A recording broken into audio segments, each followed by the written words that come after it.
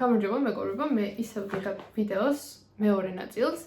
იმასთან დაკავშირებით, თუ როგორ უნდა წავიდეთ ერასმუსით სადმე, უშუალოდ ერასმუსით, მაგრამ ამ ვიდეოში იქნება აღწერილი, როგორც წინა ვიდეოში გითხარით, უმეტესად გაცვლითი პროგრამებით როგორ შეიძლება რომ წავიდეთ, მაგრამ მე ახლა უფრო კონკრეტულად მაქვს Erasmus Plus პროგრამაზე საუბარი, იმიტომ რომ ჩემი გამოცდილება ეგ არის.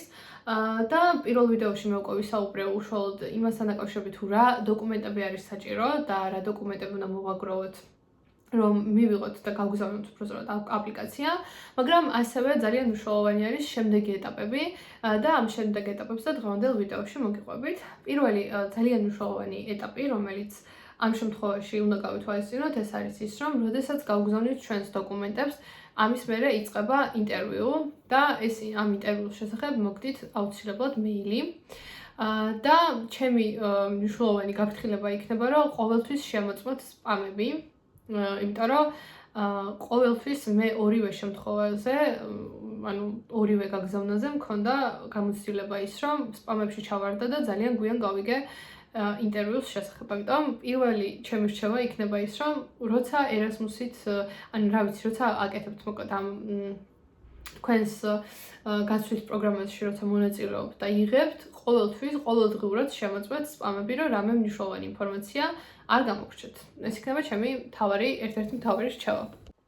ეს მეილი როცა მოგდით და ნახულობთ მე ამას, აქ წერია, რომ თქვენ მონიჭებული გაქვთ რაღაცა, ანუ სპეციალური რიცხვი გაქვთ, მანამდე მონიჭებული, რაზეც აუცილებლად გექნებათ ინფორმაცია. დარწმუნებული ვარ, იმიტომ რომ მეილი მოგდით მანამდე, სანამ ამ ყველაფერს, ანუ სანამ ეს ყველაფერი მოხდება. ხო და აქ უკვე თქვენს თავს ნახავთ ამ კონკრეტული რიცხვის მიხედვით და ამის შემდგომ მოკლედ იწყება ერთ-ერთი მნიშვნელოვანი ეტაპი ინტერვიუსთვის მომზადება. და აქ მინდა გაგიზიაროთ ის ძირითადი კითხვები, რასაც ვამბობ ხოლმე, მაგრამ მაინც ეს კითხვები არ არის, რა თქმა უნდა, არ იქნება ისე, რომ აუცილებლად ეს კითხვები მოგივათ და ასე შემდეგ. ანუ შეიძლება რაღაცა უცბად ისე დაიწყოთ საუბარი, რომ სხვა მხარეს წაიყვანოთ ეს დიალოგი. ამიტომ ეს რასაც ახლა ვიტყვი, რა თქმა უნდა, რომ არ იქნება რაღაცა უნიკალური დადგენილება, მაგრამ უმეტესად რა კითხვებსაც ვამენ და მე რა გამოცდილებაც მქონია, ჩემს მეგობრებს რა გამოცდილებაც მქონია და რაღაცა იმ კითხვებს გეტყვით და ასევე გეტყვით იმ პატარა რჩევებს, რომელიც ასევე ძალიან მნიშვნელოვანია, რომ იცოდეთ ინტერვიუმდე. ხო, პირველ რიგში აუცილებელი არის, რომ თქვენი თავი რაღაცნაირად წარუდგინოთ და ეს კითხვა არასდროს არ იცვლება, დარწმუნებული ვარ, ყველა შემთხვევაში უნდა წარუდგინოთ საკუთარი თავი. და რაღაცნაირად, არ ვიცი, მე გირჩევდით, რომ საკუთარი თავის წარდგენაზე გელაპარაკოთ თქვენს სკილებზე. ანუ მე მაგალითად ვილაპარაკე როგორი ვარ, რა მნიშვნელოვანი მახასიათებლები მაქვს, მაგრამ არ მომიყოლია, რომ მე ვარ Ანი, ვარ 20 წლის, ვცხოვრობ აქ, ვსწავლობ ამაზე, ანუ ეს ხო უნდა გააცნოთ, რა თქმა უნდა, მაგრამ ძალიან მოკლედ რა, რომ მე ვარ Ანი, უცბად რაღაცა ვსწავლობ ფსიქოლოგიაზე, მაგრამ ვარ ესეთი, ანუ ეს უნდა გააკეთოთ ჩემი აზრით რა, ჩემი რჩევა იქნება, რომ ეს გააკეთოთ, იმიტომ რომ საკუთარი თავის წარდგენაშიც იწერება ქულა. და როგორ წარუდგენთ თავს, ამაში ძალიან მნიშვნელოვანი არის და თქვენს სკილებზე მოკლედ აუცილებლად ილაპარაკეთ ამ ნაწილში. უმეტესად კითხვები კიდევ ეხება ხოლმე იმას, თუ როგორ აირჩიეთ ეს საგანი და რატომ გაქვთ არჩეული კონკრეტული საგანი. შეიძლება ესეთი კითხვა დაგისვან და მე დამისვეს ეკითხვა, რატომ აირჩიეთ კონკრეტული ეს საგნებიო და აქ ეს იყო ჩემთვის რაღაცა ადგილი, სადაც შემეძლო რომ ჩემი ის რაღაც გამომევლინა, რომ მართლა დამენახებინა, რომ ძალიან ისე მქონდა ნაფიქრად მქონდა აი ყველაფერი გაკეთებული და მან ეუბნებით, რომ მაგიტოს გჭირდებათ, რომ კარგად გქონდეთ საგნები დალაგებული, რომ შეიძლება უთხრათ, რომ მე საგანი იმიტომ ავირჩიე, რომ რაღაცა მაინტერესებს, მაგრამ მე გეკითხებიან თქვენი მომავალი გეგმები რა არის და როცა ეუბნებით, რომ ჩემი მომავალი გეგმები არის ეს, მე შეიძლება შემოგიბრუნონ და გითხრან, რომ ხო, მაგრამ შენ ხო თუ ესეთი გეგმები გაქვს, ეს საგანი რატო გაქვს არჩეული და რატო არ გაქვს მაგალითად რამე ისეთი საგანი, რომელიც უფრო მეტად შეეხება ამ კონკრეტულ სფეროს და ეგეთი გამოცდილებაც გარშემო ძალიან ბევრს ქონია. ამიტომ მაგას ვამბობ, რომ ლოგიკურები უნდა იყოთ და კონსისტენტურები უნდა იყოთ რა, ანუ უნდა დაანახოთ, რომ ეს საგანიც იმიტომ აქვს არჩეული, რომ მაგალითად ჩემს შემთხვევაში თერაპია მაინტერესებს და ასე შემდეგ, ეგ ძალიან კარგი გამოსავალია ყოველთვის. ამიტომ გირჩევდით, რომ ეგ გააკეთოთ. ასევე კითხვები მოდის ხოლმე როგორც უგეკითხარით თქვენს მომავალ გეგმებზე და აქაც გირჩევდით, რომ ზოგადად მე კიდევ გეკითხებიან, რომ რატო გინდა რომ მიიღო მონაწილეობა და აქაც არ უთხრათ რამე ისეთი თესეულზე ან საქართველოზე და რაღაც, არ დაიწყოთ ძალიან ლაპარაკი, რომ აი თესეულში არ მომწონს სწავლის ხარისხი და მე უნდა წავიდე ევროპაში, რომ გამოვცადო რა არის ნამდვილი სწავლა, არა, არ გააკეთოთ ეს თქვენთავს არ გაუკეთოთ. თქვენ რეალური expectation-ებზეც შეიძლება რომ გკითხონ, რა სმოილი, ეხლა აი ამ პროგრამით და რაღაც და ამ ყველაფერში მოკლედ ძალიან ისეთი უნდა იყოთ რა, არ უნდა დაანახოთ რაღაც ისეთი, რომ იმიტომ რომ თავი რაღაცა ვიხსნა საქართველოდან და რაღაც, ესეთი რაღაცები, რა თქმა უნდა, არ უნდა დავიწყოთ არანაირად. ხო.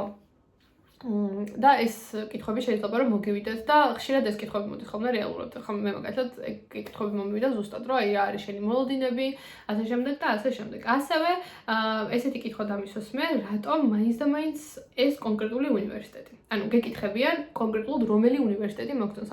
თქვენ ხო ავსებთ მაგალითად სამ უნივერსიტეტში მქონდა მე შეტანილი და გეკითხებიან აი თქვენ ყველაზე მეტად რომელი მოგწონთ. და ამ კითხვაში ძალიან კარგად ჩანს რეალურად თქვენი პრეფერენციები რა. და მე მაგ კითხვაზე მახსოვს, რომ რა თქმა უნდა უპასუხე გენტის უნივერსიტეტი, რომ მეთქი აი ყველაზე მეტად გენტის უნივერსიტეტი მომწონს ხო და მე მკითხეს რომ რატოო.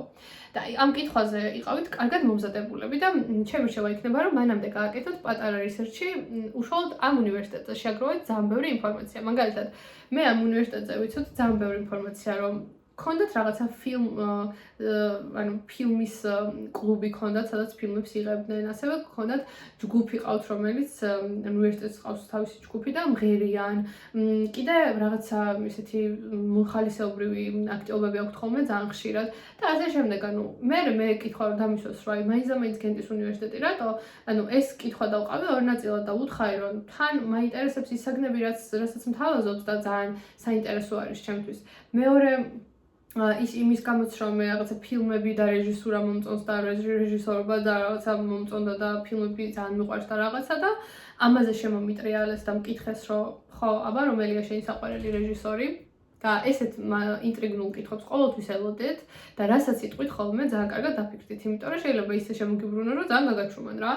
ხო და ასევე ვუთხარი რომ მეთქი თან აი ეს ყავთ მეთქი მუსიკასაც აქცევენ ხო და რაღაც რა ყურადღებას და თან მღერი თქო რა და მე მკითხეს რომ ქართულებს თუ მღერიო რა ქართულ ფოლკლორს თუ მღერიო და რაღაც და ეგეთ რაღაცებს ყოველთვის შემოგიბრუნებენ, ამიტომ მზად უნდა იყოთ წინასწარ რას ამბობთ და როგორ ამბობთ უნდა გათვალოთ რა ძალიან კარგად. მაგრამ მანდ თავი პრობლემა მაინც ის არის რომ რა სიტყვით და როგორ იტყვით ძალიან დიდი მნიშვნელობა აქვს რა და მაგაში გეხმარებათ ის რომ მანამდე რისერჩი გააკეთოთ პატარა თქვენს უნივერსიტეტზე და იცოდეთ ელემენტარული რაღაცები, რომ თურმე გენტში რა ვიცი რაღაც ხდება ხოლმე რაღაც ივენთი და ეს ივენთი ძალიან მოგწონს რა, ეგეც საკმარისი არის. ასევე გეუბნებიან იმასაც, რომ აი რო წახვალ და რო ჩამოხვალ მე რა შეიცვლება აბა შენში. ან რას გააკეთებ. და აქაც შეიძლება რომ ისეთი რაღაცები უთხრათ, რომ ცოტა დაანახოთ, რომ თქვენი ინტერესი მარტო ის კი არა, რომ სადღაც წახვიდე და უცა ბელგიაში გამოიჭიმო და ცოტა ხანი ევროპული ცხოვრება ნახო, ის რომ აი საქართველოში რომ ჩამოხვალ ძალიან ბევრ რაღაცას გააკეთებ და ესეც გირჩევდით, რომ კარგად უნდა გქონდეთ გათვლილი, რომ აი მაგალითად რას გააკეთებ. ხო, ის არ მithქვამს, რომ გასაუბრება რა თქმა უნდა არის ინგლისურად, მაგრამ შეიძლება ხო არ იცოდეთ და გასაუბრება ყველაფერი არის ინგლისურად. და ხო, აი ესეთი კითხვები მოდის ხოლმე უმეტესად და არის რამდენიმე ადამიანი, კომისია არის, რომელიც გაკვირდება და კომისია გაფასებს ქულებით და ესეც მნიშვნელოვანია, რომ გენიჭება რაღაც კონკრეტული ქულა საბოლოო ჯამში. 40 ქულა მაქსიმალური, 40 ქულა მოდის თქვენს GPA-ზე, ჩვენ შემთხვევაში 4-დან 0 ხო არის GPA მაქსიმალური და თუ მაგალითად 4-დან 0 გაქვს GPA, გაქვს 40 ქულა. დანარჩენი ქულები მოდის საკუთარი თავის რეპრეზენტაციაზე, რაც მახსოვს ახლა იმას გეუბნებით, საკუთარი თავის რეპრეზენტაციაზე მოდის ქულა და ეს არის 15 ქულა თუ სწორად მახსოვს, 15 ქულა მოდის საგნების თქვენი და საგნების შესაბამისობაზე და ზოგადად უნივერსიტეტს რამდენად თანხმდენში მოდიხართ და ასე შემდეგ, ასევე აფასებენ თქვენს მოტივაციას ასევე მგონი 15 ქულით. 15 ქულით, ხო, 15 ქულით აფასებენ თქვენს მოტივაციას, ან რამდენად მოტივირებული ხართ და რაღაცა, ასევე 10 ქულით ფასდება რამდენად მოწესრიგებული გაქვთ საგნები, ეს საგნები კი არა და დოკუმენტები ზოგადად. და ხო, აი, მგონი ყველაფერი თქვი, რაც მინდოდა რომ მეთქვა და საბოლოო ჯამში იწერება 95 ქულა არის, იმიტომ რომ დანარჩენი 5 ქულა არის მაგალითად იმ ადამიანებისთვის, ვისაც აქვს მაგალითად შეზღუდული შესაძლებლობები, არის ოკუპირებული ტერიტორიებიდან და ასე შემდეგ. ახლა მე მაგალითად არც ერთ არ ვაკმაყოფილებდი მაგედან და 95 ქულიდან შევფასდი და საკონკურსო ქულა მქონდა რაღაც კონკრეტული ქულა და ხო, 91-ზე მეტი უკვე კარგი არის და კარგის ნიშანია, მაგრამ მე მაგალითად პირველად რო ვცადე, მქონდა 92 და რაღაც 92 და 5 მგონი. მაგრამ მაინც მოკოდ საკონკურსში ვერ გავედი და მეორე ჯერზე გავედი კონკურსში 93-ით და 90 მე აღარ მახსოვს 93 და 60 თუ 70 თუ რაღაცა იქნება მოგონდა. ხო, და მე უკვე კარგად გავედი კონკურსში, ამიტომ თქვენს ქულას აქვს ძალიან დიდი მნიშვნელობა და ესეც იცოდეთ, რომ ანუ ყველა ამ იმაში უნდა დააკვირდეთ რა საკუთარ თავს, რა იმ დაანახოთ мотиваციაც, იმიტომ რომ მაგაში ძალიან მაღალი ქულა იწერება შესაბამისობაშიც და ანუ ქულებს არ უნდა დავკარგოთ რა. თან განსაკუთრებით თუ GPA დაბალი გაქვთ, ან არ გაქვთ ძალიან მაღალი GPA, მაგ შემთხვევაში უნდა მოვწიოთ ეს GPA-ის ქულა мотивაციით, საკუთარი თავის წარდგენით და ასე შემდეგ. ხო, ახლა მინდა რომ ვისაუბრო შემდეგ ნაწილზე. ეს არის რომ მოკოდ გავედი ამ გასაუბრებაზე. და მე რაღაცა ეტაპის მერე ძალიან მალევე შეიძლება მოგწერონ წერილი, სადაც TSU გატყობინებს, რომ გამარჯობა თქვენ წარმატებით გაიარეთ TSU-ს გაცვლითი პროგრამების შერჩევის პირველი ეტაპი, თუ მეორე ეტაპი, მგონი მეორე ეტაპი და თქვენ გადასული ხართ შემდეგ ტურში. მაგრამ ეს არ ნიშნავს არაფერს, ამიტომ ტყუილად არ გაგიხარდეთ ჯერ.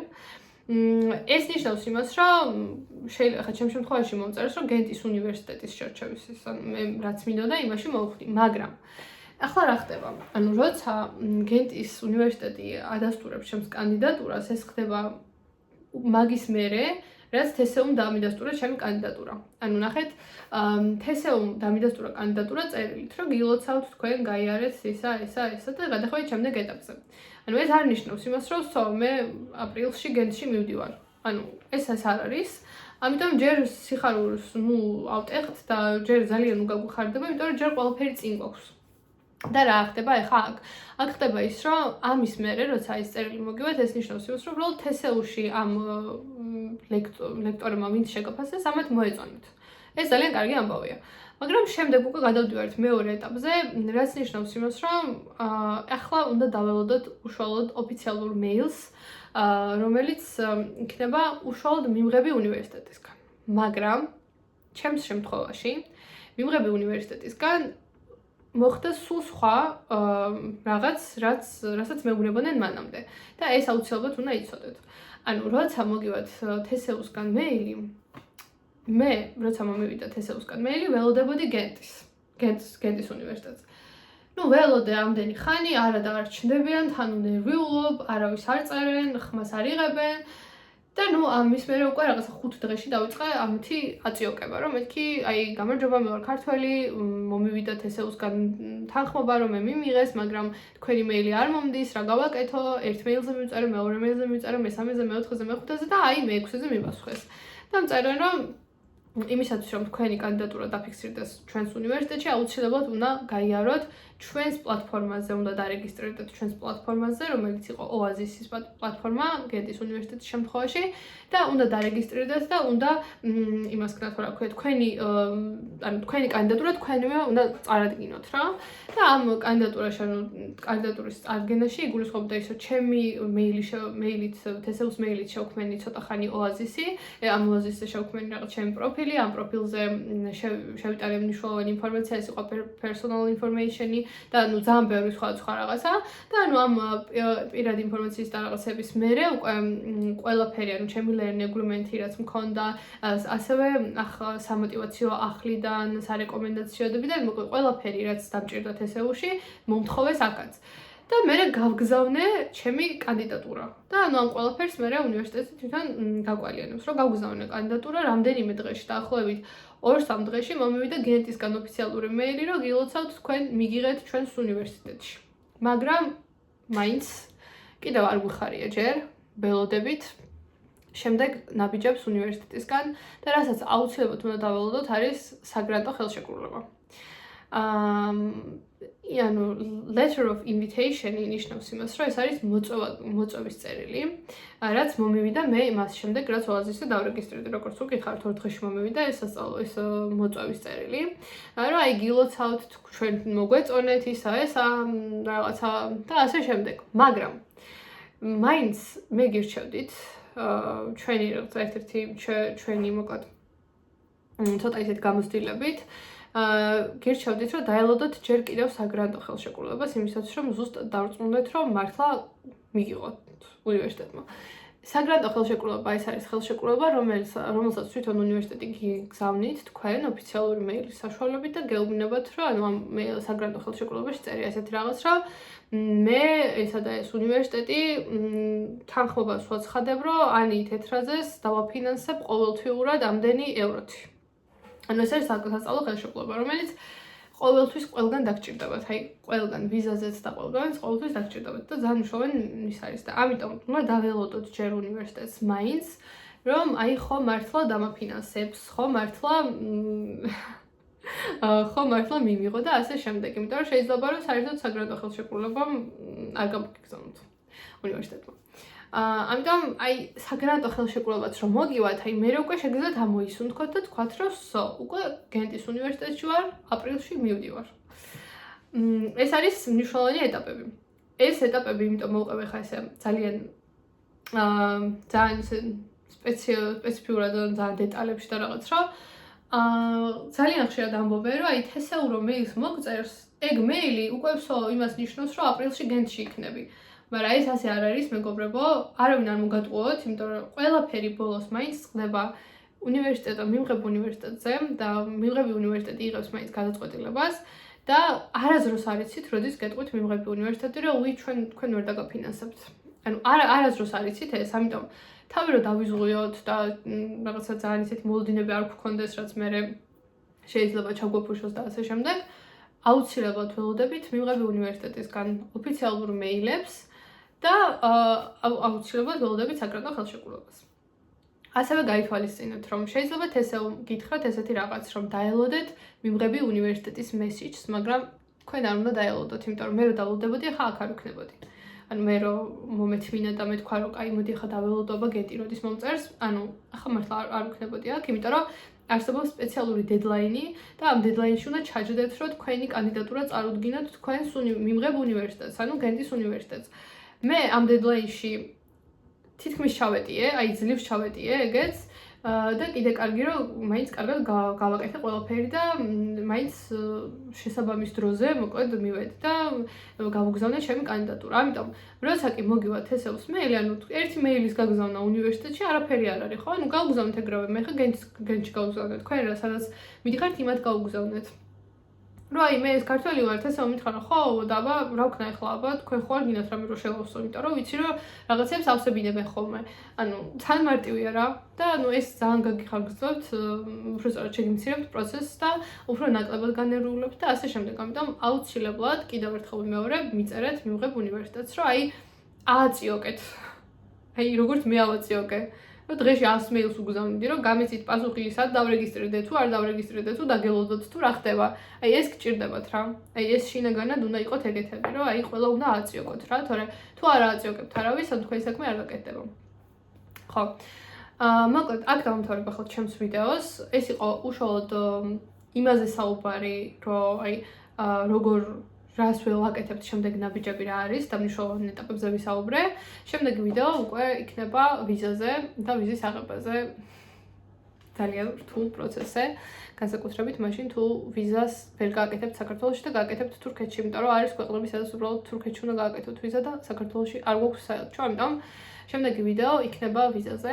თუ დაგაინტერესებთ ვიდეო, რა ვიცი, უბრალოდ გამომყევით და გამომიწერეთ და თუ გაინტერესებთ ეს თემები, უბრალოდ ისევ თქვენთვის რომ მგონია რომ ასე თუ ისე საინტერესო უნდა იყოს და მგონია რომ პრაქტიკულ რჩევებს ვიძლევი. და რა ვიცი, თუ მოგეწონათ ვიდეო, გამაგებინეთ და მაგრძნობინეთ რომ გავაგრძელო თუ არ გავაგრძელო. მადლობა დიდი.